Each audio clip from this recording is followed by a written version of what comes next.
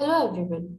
I welcome you all in the third lecture of body movements. In this lecture, we will be learning relaxation and contraction of muscles. Now, what is muscle contraction? Muscle contraction is the activation of tension generating sites within muscle cells. Muscle contraction does not necessarily mean muscle shortening because muscle tension can be produced without changes in muscle length, such as when holding a heavy book or a dumbbell at the same position. Now, what is muscle relaxation?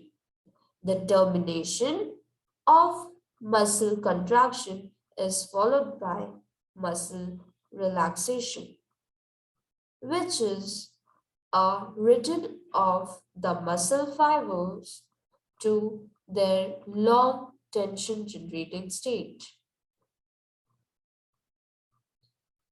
Muscle contraction can be described based on two variables, length and tension.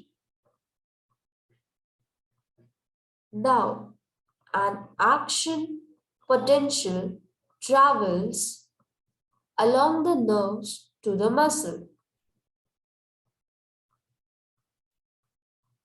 Muscle contraction begins when the nervous system generates a signal and impulse, called as action potential given by brain or spinal cord. Now, let's see one example related to this concept. For example, if we touch a hot cup of tea, our hand contracts. How this happens? When we touch a hot cup of tea, our muscle send a message that is impulse to the nerves. Nerves send electric impulse to spinal cord. Spinal cord move this impulse to the brain. Then brain sends the order in the form of impulse to muscle to contract. Sometime impulse come back from spinal cord because of it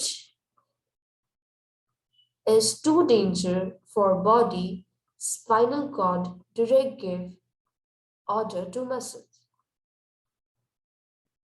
This is the process how we receive impulse and we do the action for any task. Relaxation also depends on nerves. Relaxation of muscles after removing hand from hot cup of tea is also a order of brain. So, isn't this was interesting? Now, do you know our muscle contract after death also? Why does our muscle contract after death? Because after death, ATP, that is adenosine triphosphate, is no longer in body and body can't going to form ATP again. If there is no ATP or energy, how can muscle will relax which results in contraction of muscles? ATP is one type of energy which is produced inside of body. Now, this was all about contraction and relaxation of muscles.